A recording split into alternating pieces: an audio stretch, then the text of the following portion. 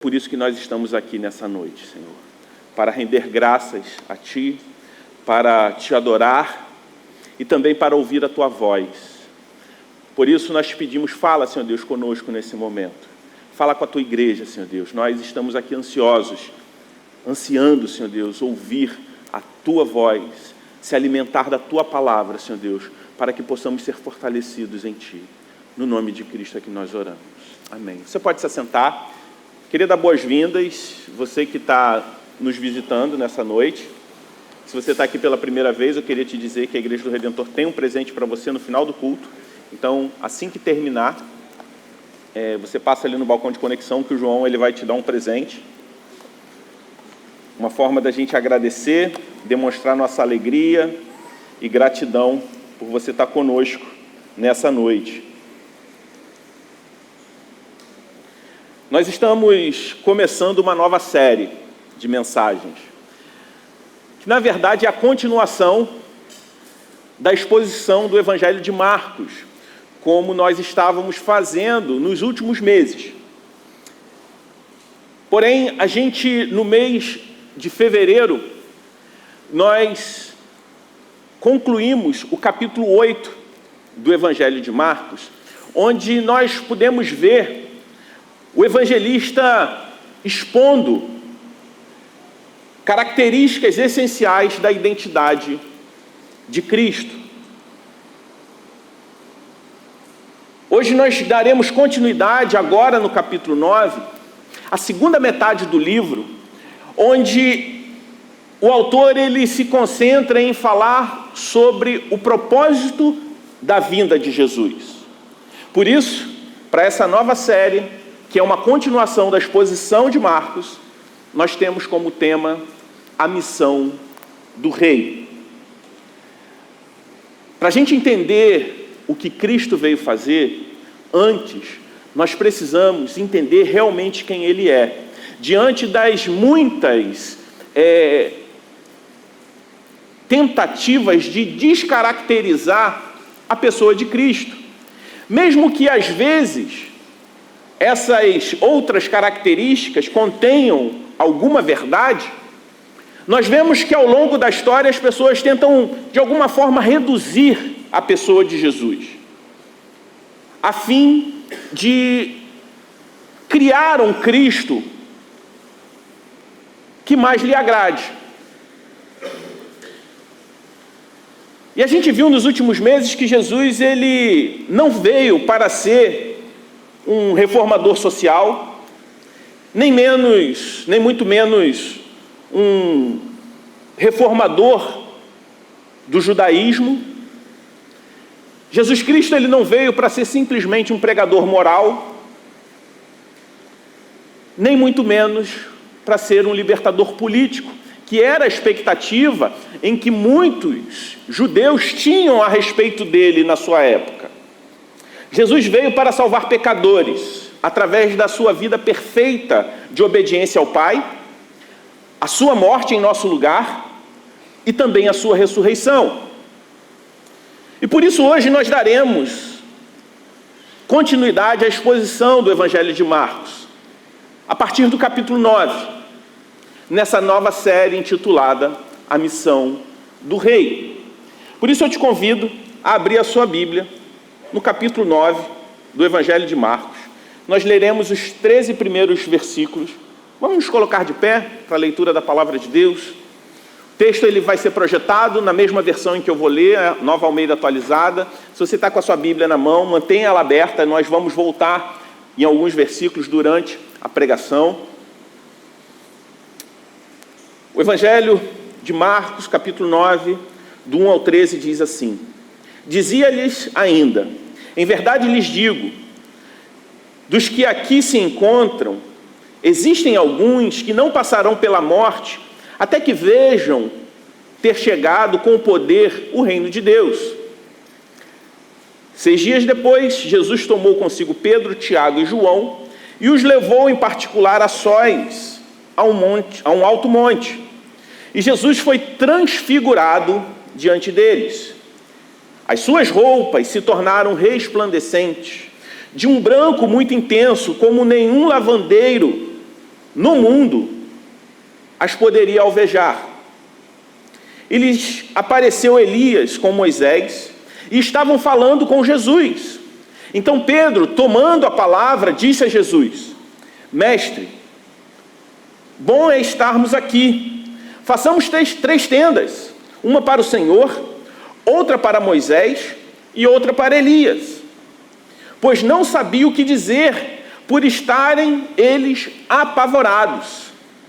A seguir, veio uma nuvem que os envolveu, e dela veio uma voz que dizia: Este é o meu filho amado, escutem o que ele diz. E de repente, olhando ao redor, não viram mais ninguém com eles, a não ser Jesus. Ao descer do monte, Jesus lhes ordenou que não divulgassem as coisas que tinham visto, até o dia que o Filho do Homem ressuscitasse dentre os mortos. Eles guardaram a recomendação, perguntando uns aos outros o que seria esse ressuscitar dentre os mortos. Então perguntaram a Jesus: por que os escribas dizem ser necessário que Elias venha primeiro? Jesus respondeu: Elias vindo primeiro, restaurará todas as coisas. Como então está escrito sobre o Filho do Homem, que sofrerá muito e será desprezado? Eu, porém, lhes digo que Elias já veio, e fizeram com ele tudo o que quiseram, como está escrito a respeito dele. Essa é a palavra de Deus para nós. Você pode se assentar. As coisas nem sempre são como parecem. Ou melhor, às vezes as aparências enganam, como popularmente nós ouvimos. Essa expressão nunca foi mais verdadeira do que quando o Filho de Deus deixou o céu e veio à terra. Quando o Verbo se fez carne e habitou entre nós, como está escrito lá em João 1,14.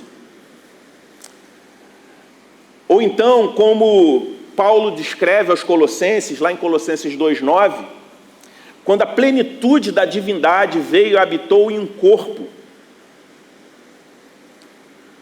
Ou quando Paulo fala aos Filipenses, quando a essência de Deus não considerou a igualdade com Deus como algo a ser usado para a sua própria vantagem, pelo contrário, esvaziou-se a si mesmo, assumindo a forma de servo, assumindo a semelhança dos homens. Filipenses 2, de 6 a 7.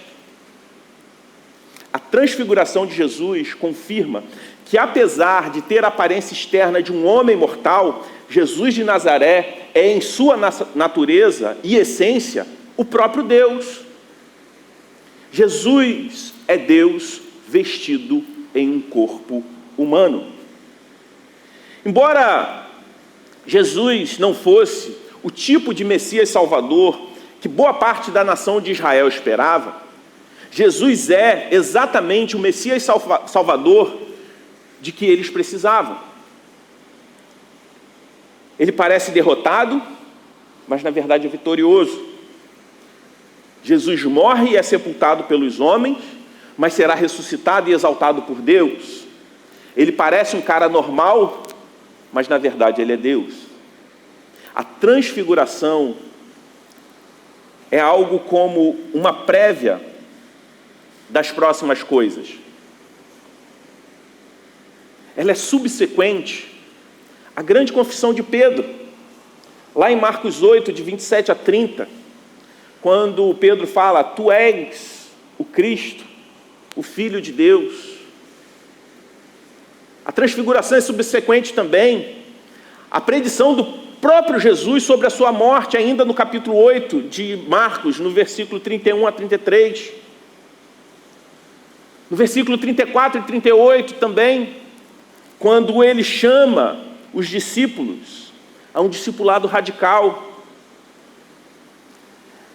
E é um fato que ocorre também subsequente à própria promessa que ele faz no versículo 1, quando ele diz que alguns veriam a manifestação do seu reino. Marcos 9, 1. Quando a gente olha para o capítulo 2, nós vemos que 6 dias após Jesus fazer essa afirmação, ele tomou consigo Pedro e Tiago e os levou em particular para um alto monte, como está lá no versículo 2. A palavra de Deus diz que Jesus ele foi transformado, ele teve o seu rosto transfigurado diante desses 3 discípulos. No versículo 3, Marcos vai dizer que as roupas de Jesus se tornaram resplandecentes, de um branco muito intenso, como nenhum lavandeiro no mundo pudesse alvejar.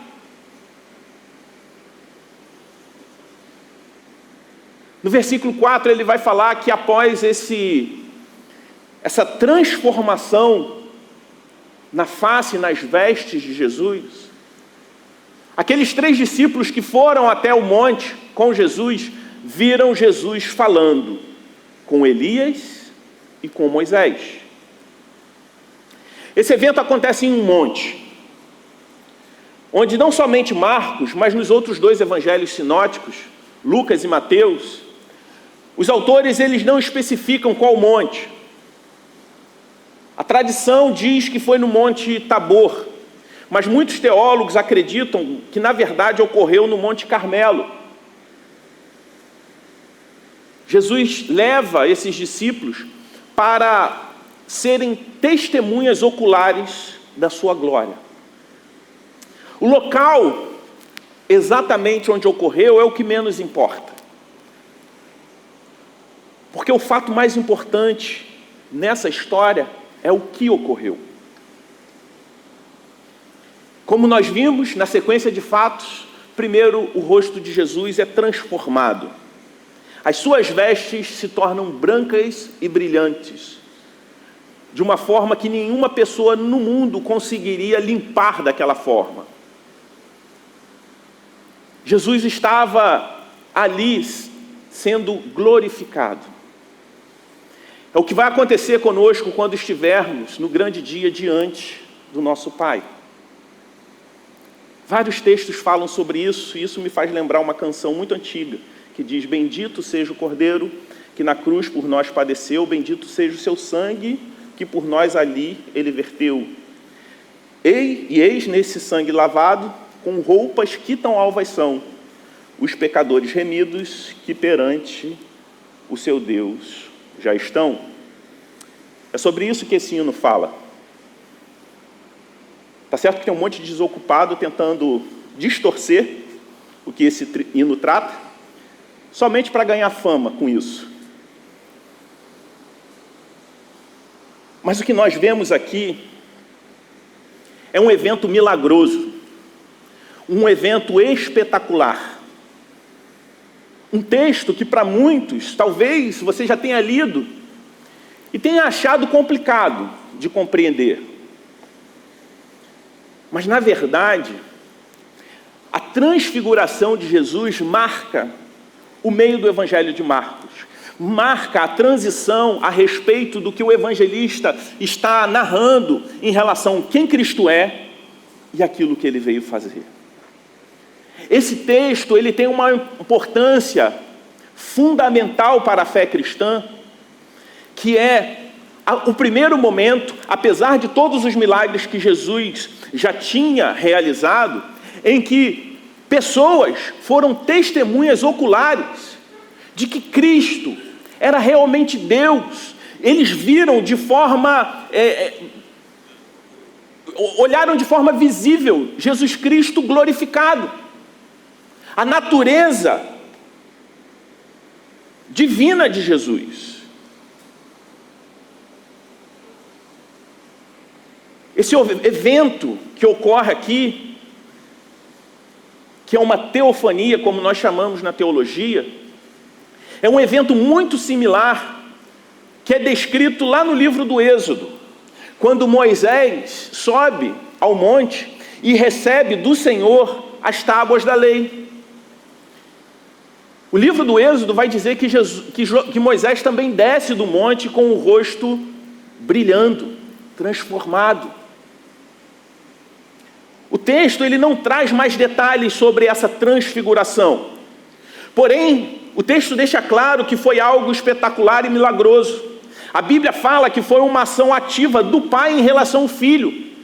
E isso tudo diante dos olhos daqueles 3 discípulos. Jesus ele foi transformado na frente deles. Ele foi mudado. Foi uma transfiguração radical que revela a sua verdadeira essência em uma manifestação externa e visível. Enquanto a sua glória está sendo exibida em uma luz brilhante, acontece outro fato espetacular. Elias e Moisés aparecem. E eles aparecem conversando com Jesus. No Evangelho de Lucas, no capítulo 9, versículo 31, ele vai falar que eles falavam sobre a morte de Jesus. Na narrativa de Lucas, que especifica isso, a palavra morte no texto grego significa êxodo. Jesus conduziria o povo de Deus para fora da escravidão do pecado em um novo êxodo por meio da sua morte e ressurreição. Jesus aqui ele está inaugurando uma nova Páscoa, onde ele constituiria um novo povo, chamado igreja. Elias e Moisés, naquele momento, eles aparecem, pois representam a lei e os profetas. Elias, o grande profeta do Antigo Testamento, e Moisés, aquele a quem Deus deu a lei. A aparição de Moisés e Elias falando com Jesus, de forma nenhuma dá base para a comunicação entre vivos e mortos, como muitos tentam fazer. Até porque esses 2 homens do Antigo Testamento, nessa teofania, falam apenas com Jesus em seu momento de glorificação, enquanto Jesus estava transfigurado. É importante a gente entender também que, apesar dessa referência com o Êxodo, o que está acontecendo ali não é uma repetição do Monte Sinai, onde Deus deu a Moisés os 10 mandamentos. Estamos agora diante da montanha do Evangelho e não da montanha da lei. Aqui a lei de Deus e a graça de Deus convergem naquele que é Deus encarnado e o cumprimento de tudo que estava no Antigo Testamento. Tudo aquilo que foi prometido na antiga aliança estava se cumprindo. Lei e graça convergiam naquele momento. No versículo 5, Marcos ele traz mais alguns dados muito importantes que aconteceram ali naquele episódio. No versículo 5 ele vai dizer: então Pedro, tomando a palavra, disse a Jesus: Mestre, bom é estarmos aqui. Façamos 3 tendas, uma para o Senhor, outra para Moisés e outra para Elias. Versículo 6, pois não sabia o que dizer, por estarem eles apavorados. A seguir, veio uma nuvem e os envolveu, e dela veio uma voz que dizia: este é o meu filho amado, escutem o que ele diz. E de repente, olhando ao redor, não viram mais ninguém com eles, a não ser Jesus. Nesses versículos, apenas 2 pessoas falam: Pedro e Deus. Ali no versículo 5. Eles ficam maravilhados e assustados diante daquela cena. Pedro, com sua personalidade, não sabia o que dizer e resolve falar alguma coisa. E a gente, nós por vezes somos assim também. Diante de situações complexas, onde a gente não sabe exatamente o que fazer, a gente abre a boca e às vezes fala bobagem. É interessante que Jesus, nesse momento, não diz uma palavra. Ele não precisava falar nada. As palavras de Pedro, a gente pode deixar de lado nesse momento. Até mesmo desculpar Pedro, à luz do seu medo, como está no versículo 6. No Evangelho de Lucas diz que ele é acordado de um sono, ele estava cochilando. Então a gente pode desculpar Pedro por inventar essa história de construir as tendas.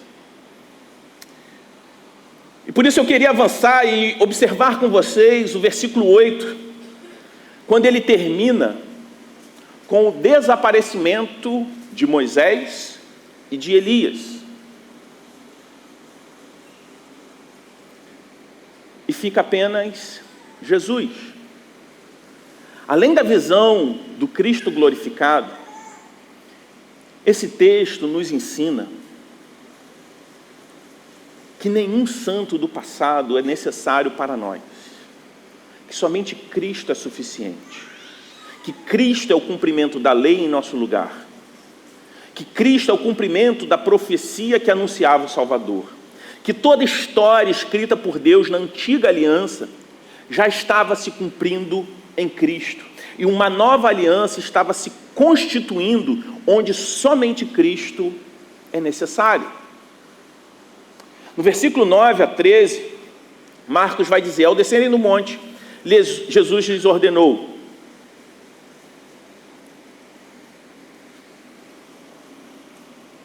que não divulgassem as coisas que tinham visto, até que o Filho do Homem ressuscitasse dentre os mortos. Eles guardaram a recomendação, perguntando uns aos outros o que seria esse ressuscitar dentre os mortos. Então perguntaram a Jesus: por que os escribas dizem ser necessário que Elias venha primeiro? Jesus respondeu: Elias, vindo primeiro, restaurará todas as coisas. Como então está escrito sobre o Filho do Homem, que sofrerá muito e será desprezado? Eu, porém, lhes digo que Elias já veio e fizeram com ele tudo o que quiseram, como está escrito a respeito dele. Nesses versículos, nós vemos uma ordem expressa de Jesus. Jesus diz para os seus discípulos que só relatassem aqueles fatos para outras pessoas após a sua ressurreição. E é interessante que foi uma proibição com prazo de validade. Em alguns momentos, Jesus proibiu os discípulos de divulgar alguns fatos, mas ele não dava uma ordem de um prazo de validade. Ele fala: não conte a ninguém. Por vezes o pessoal desobedecia. Nesse caso, ele diz o seguinte: não falem agora, mas depois que eu ressuscitar, o que vocês viram aqui vai ser a ordem do dia, vai ser a notícia mais urgente, vai ser a informação mais importante que vocês devem se lembrar, não só se lembrar, mas anunciar para os outros.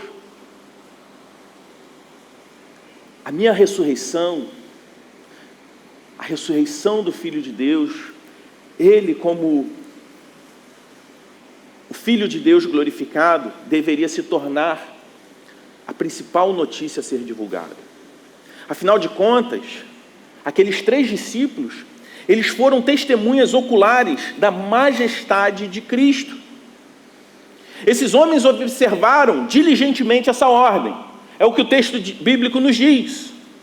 Eles obedecem ao comando de Jesus. Mas apesar de obedecerem, eles ficam intrigados. Eles perguntam entre si o que significava aquela ordem de Jesus. Aqueles discípulos estavam totalmente confusos. Como se a própria ideia de um Messias sendo atormentado e mesmo sendo levado à morte não fosse suficientemente desesperadora, as suas mentes agora estavam lidando com mais esse enigma. Além de morrer, ele vai se ressuscitar. Ele vai ser ressuscitado. Como isso vai acontecer? Eu fico tentando imaginar como era o diálogo entre os 3 discípulos, Pedro, João e Tiago, naquele momento. Talvez tivesse um virando para o outro falando: Pedro, o que você acha que o mestre quis dizer? João, você acha que ele estava se referindo à ressurreição do último dia? Tiago, por que o mestre vai morrer se ele vai ressuscitar? Precisa isso? Outra pergunta.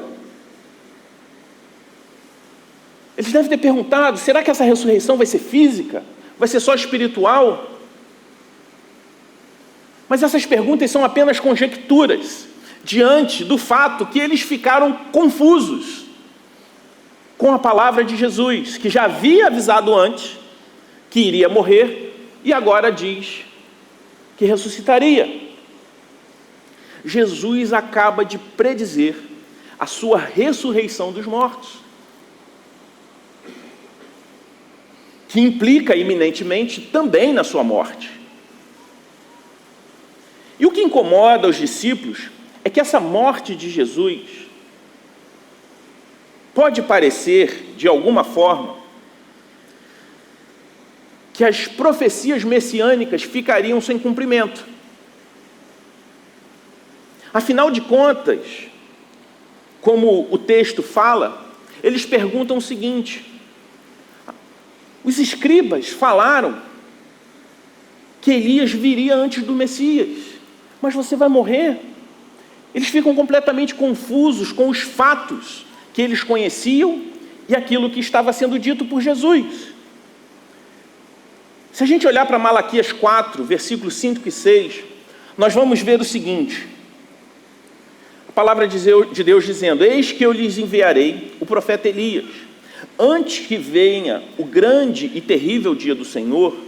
Ele converterá o coração dos pais aos filhos e o coração dos filhos aos seus pais, para que eu não venha e castigue a terra com maldição.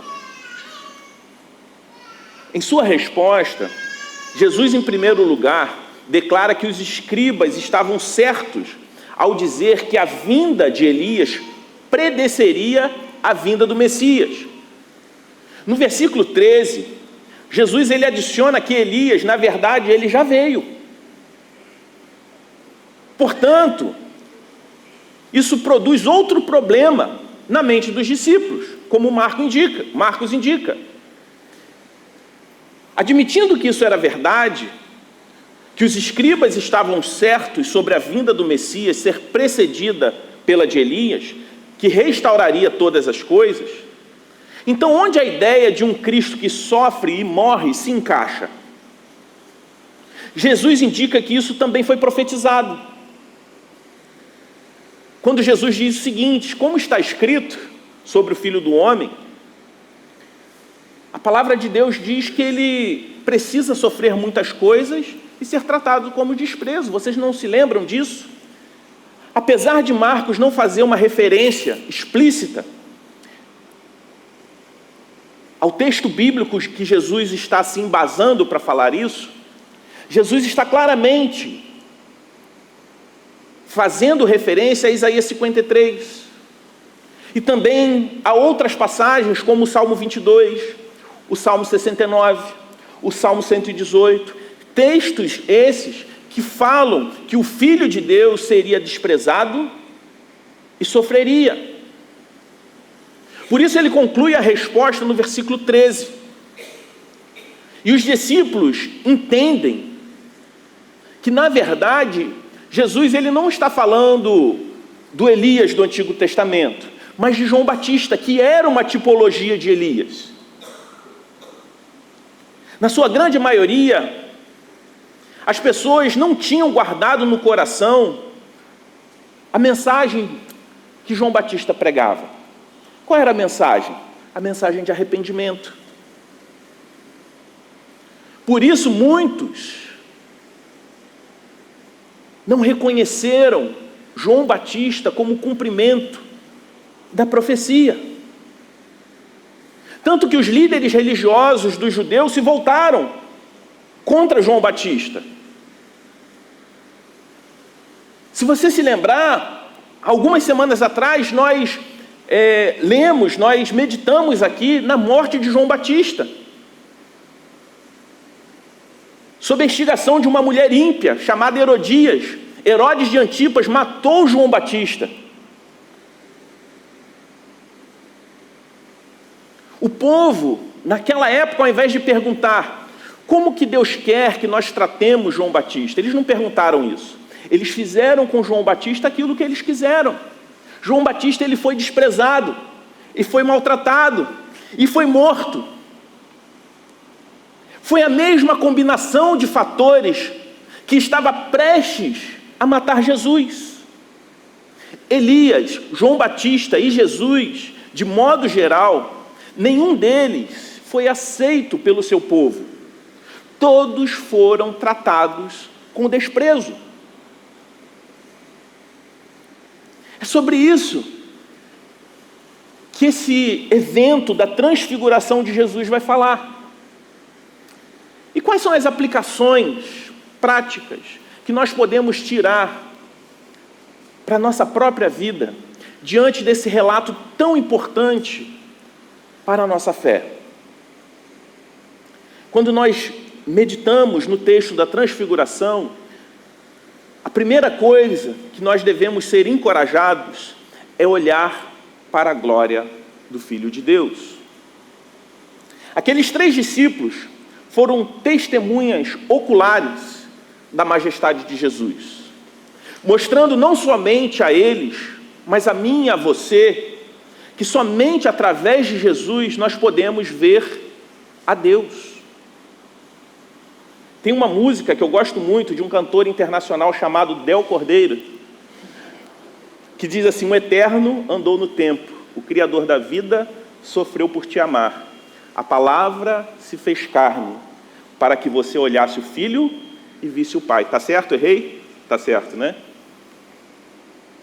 Em Cristo você vê a face do Pai. A transfiguração é um convite para mim e para você olharmos para a glória do Filho de Deus e crer no seu Evangelho. Porque quando olhamos para a glória do Filho de Deus, nós vemos que Deus se fez homem, que Deus se vestiu em corpo humano. E quem vai para aquela cruz, no meu e no seu lugar, é o Filho de Deus. A segunda aplicação que eu tiro para nós, olhando para esse texto, é que nós devemos ouvir a voz do Pai. Ouça a voz do Pai. Pedro, ao ver Elias e Moisés com Jesus, ele logo fala. Eu passei batido nesse momento, na hora que eu estava explicando o texto, mas agora eu quero voltar nele. Pedro olha, acaba de acordar e fica impressionado com aquela cena. Jesus transformado, com uma roupa, com um brilho que ofuscava a sua visão, e ao lado dele estava Moisés e Elias. Primeira sugestão, ele não tinha o que falar, mas não conseguia ficar quieto, e fala: quer que eu construa? A gente construa aqui uma tenda para vocês ficarem. É compreensível, eles estavam maravilhados e aterrorizados ao mesmo tempo. E Pedro, na necessidade de falar alguma coisa, ele começa a tentar fazer alguma coisa, que mostra claramente, explicitamente a sua reação. Aí o que acontece? Uma nuvem envolve aquele lugar. E uma voz do alto vem e diz o seguinte, eu vou parafrasear o que o pai falou: Pedro, fica calmo, fica quieto um pouquinho. Você está diante do meu filho amado, ouça-o. Nós precisamos ouvir a voz do Pai.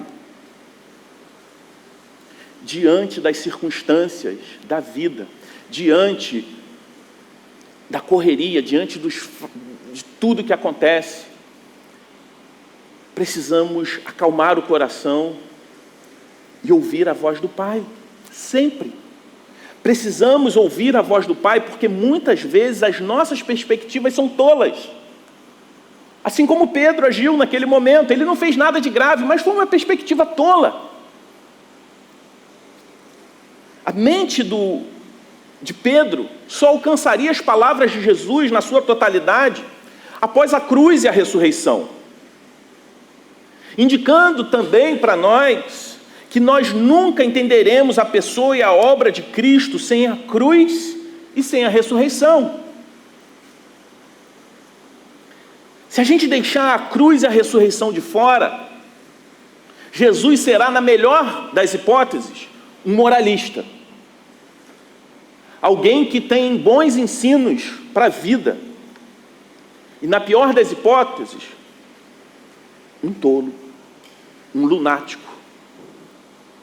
Deixa a cruz de lado e não haverá expiação dos nossos pecados. Deixa a ressurreição de fora e não haverá vitória sobre o pecado. Pedro, em sua fraqueza, até mesmo pecaminosa, talvez evitaria a cruz, talvez escolhesse ficar ali confortável na montanha. Mas o que nós vemos em contraste, Jesus abraça a cruz, ele sobe ao Calvário e bebe o cálice do sofrimento, cheio da ira de Deus no meu lugar e no seu lugar. Por isso, diante das circunstâncias da vida, ouça a voz do Pai, porque muitas vezes todas as nossas perspectivas são cheias de tolice. E diante da tolice do nosso coração, o que nós precisamos é da perspectiva divina. É interessante porque a declaração do Pai, nesse momento, lembra da declaração que o Pai faz no batismo de Jesus, lá em Marcos 1,11, que diz: este é o meu filho amado, de quem eu me agrado. Isso também nos remete a Deuteronômio 18,15, onde Moisés diz que Deus enviará seu profeta, e você deve ouvi-lo.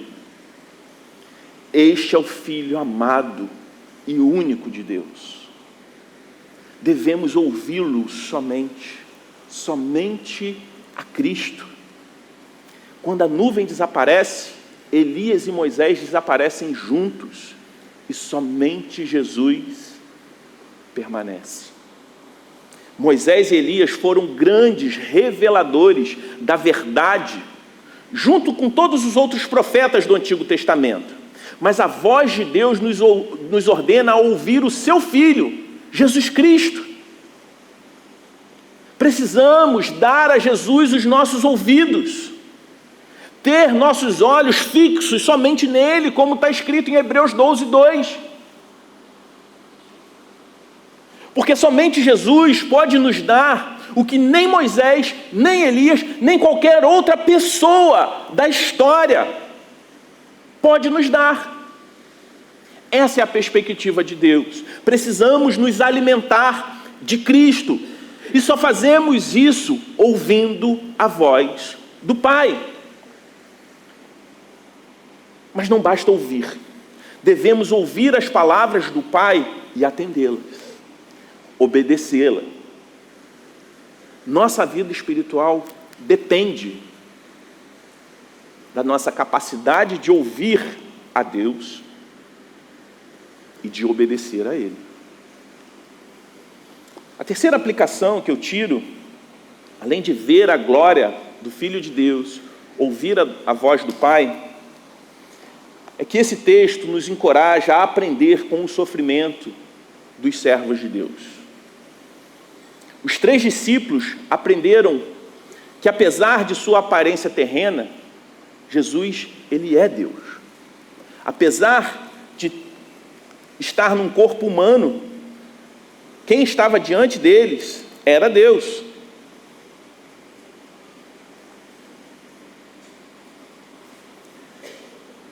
Aprenda com o sofrimento dos filhos de Deus. A transfiguração provou a realidade de que, apesar de Jesus parecer um homem comum, ali estava o próprio Deus vestido em um corpo humano. A transfiguração poderia significar, de alguma forma, que Jesus poderia triunfar sem a cruz, porque ali eles estavam diante de algo maravilhoso. O Messias poderia entrar em sua glória e estabelecer o seu reino em poder naquele momento, dada a exibição de tirar o fôlego que eles acabaram de testemunhar. Depois de ver Jesus totalmente transformado e glorificado, talvez essa dúvida estivesse no coração daqueles 3 discípulos. Mas quem disse que a cruz deve vir antes da coroa? Jesus diz isso. Para nós, isso não tem lógica. Mas na lógica de Jesus, a cruz veio antes. Porque a verdadeira coroação dele ainda estava por vir. Jesus faz isso. Mas é interessante que Jesus, ele expressa visualmente toda a sua glória, todo o seu poder, mas o que ele acabou de experimentar ali, diante dos olhos dos discípulos, não enfraqueceu a sua determinação de ir ao Calvário. Pelo contrário, a sua transfiguração o encorajou a ir e beber a última gota do cálice da ira divina, no lugar de pecadores, indignos e indefesos, como eu e você. O Filho de Deus, Jesus Cristo, ele foi crucificado, mas ele ressuscitou dos mortos. Da mesma forma que o sofrimento de Elias e João Batista anunciavam que Jesus também sofreria. No entanto, todas essas perseguições foram divinamente planejadas.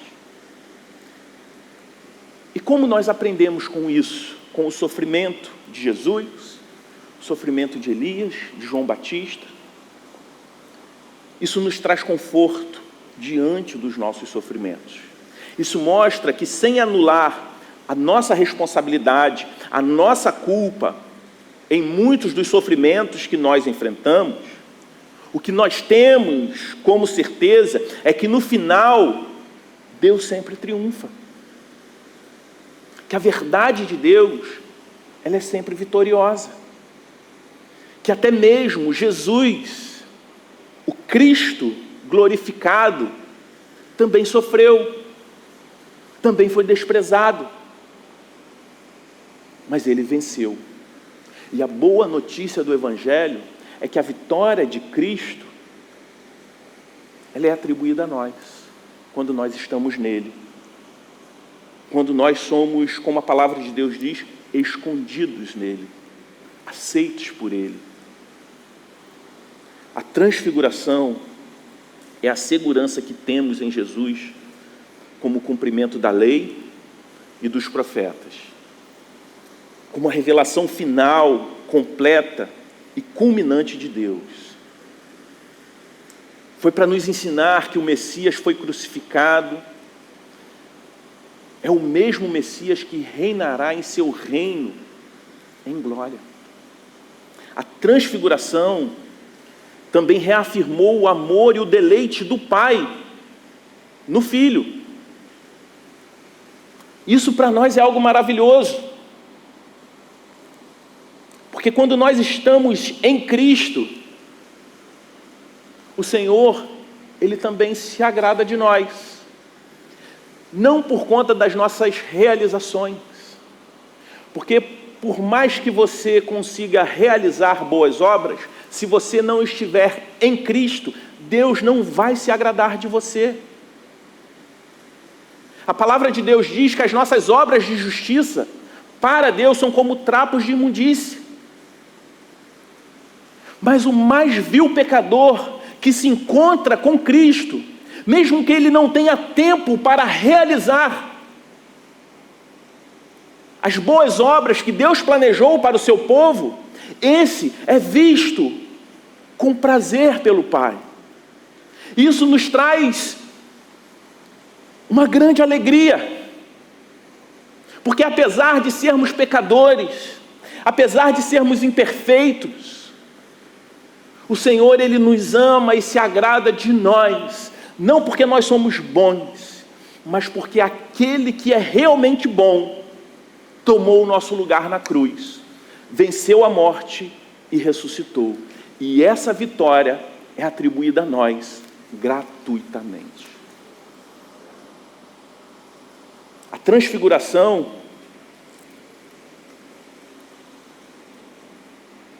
nos chama a confiar e seguir o Filho unigênito de Deus, porque Ele é a imagem do Deus invisível. Ele também é o resplendor da glória de Deus. Em Jesus, e somente em Jesus, nós podemos contemplar a glória e a grandeza de Deus e viver nessa terra.